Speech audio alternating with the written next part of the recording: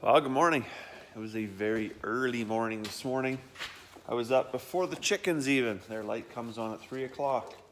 But Charlotte was up at 2 o'clock. So yeah, she was up and ready to just give her. So that didn't work out very well.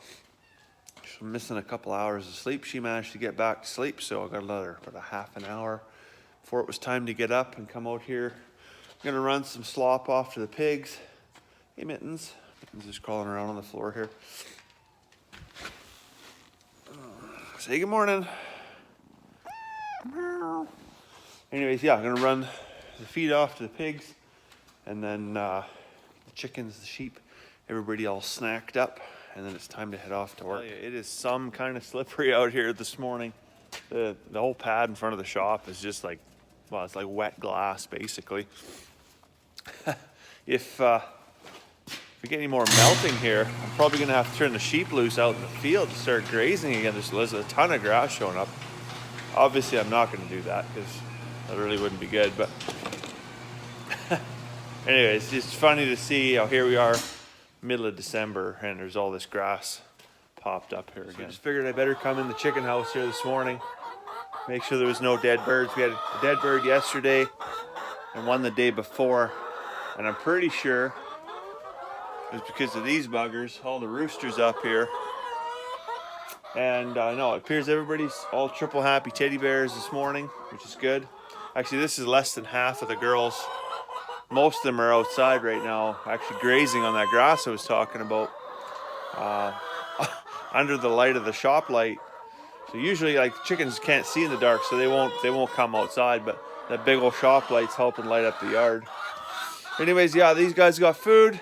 You got water, everything they need. That light's gonna stay on till 9 o'clock this morning. By then, hopefully the sun takes over. What'd you find?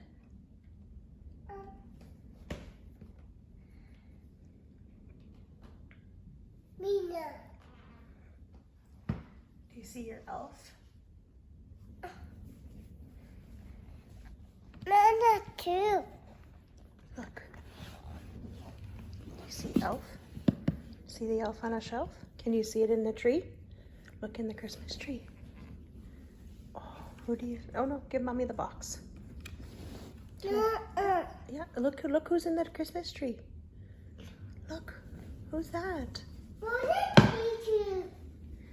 Who's that? We have to name her. Yeah, you can take her. Who's that? Aww.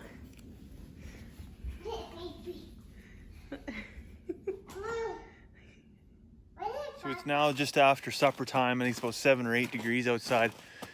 And I'm in behind the shop, so you can't really hear it, but like the wind is just ripping. If I were to go sideways, it would just be like just giving her. And there's actually, as you can see, there's quite a bit of like where it's just completely melted. We're down to, well, I wouldn't even call it gravel anymore. It's just mud now. Everything's melted, getting kind of gross. And there is a ton of stuff to do here this evening. This morning, I don't know, I didn't get much done this morning.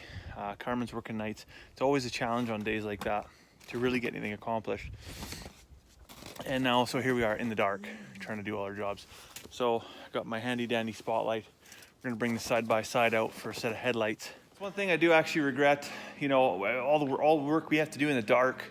When we built this shop, like we sunk thousands and thousands of dollars into the shop, and the lighting, we invest a ton in the lighting, and just to make sure that when we work in here in the wintertime, everything's well lit, you can see what you're doing.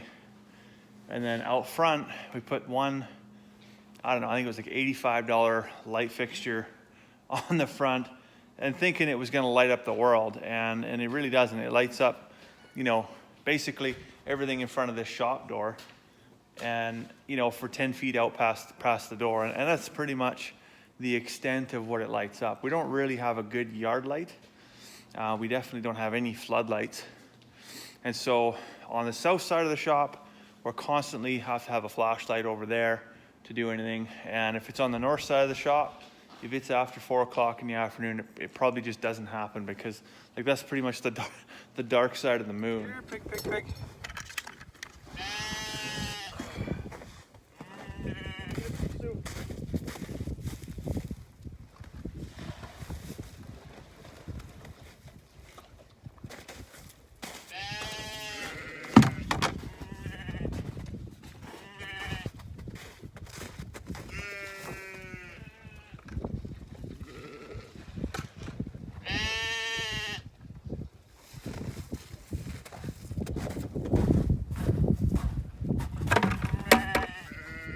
that's 2 buckets of feed. I usually give them only 1 bucket of feed in the evening. I'm gonna give them 2 tonight. And I'm just gonna give them the 1 in the morning. Just relax my workload in the morning a little bit because I gotta be up at 5 and it's always a bit of work.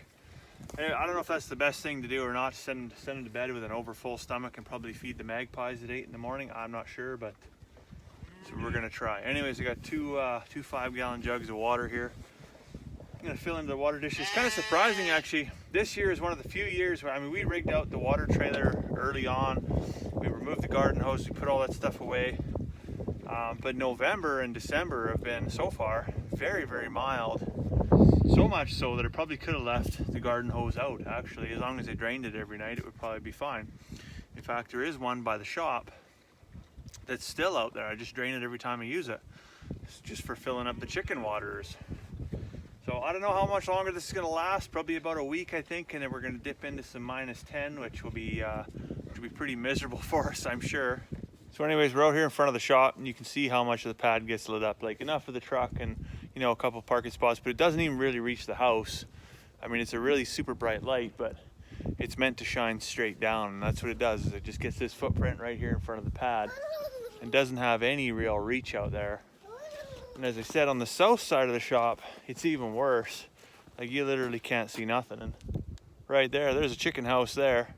So I think I'm gonna probably try and find like a cheap security light, you know, one of those motion sensor ones, and mount it to the north side of that chicken house.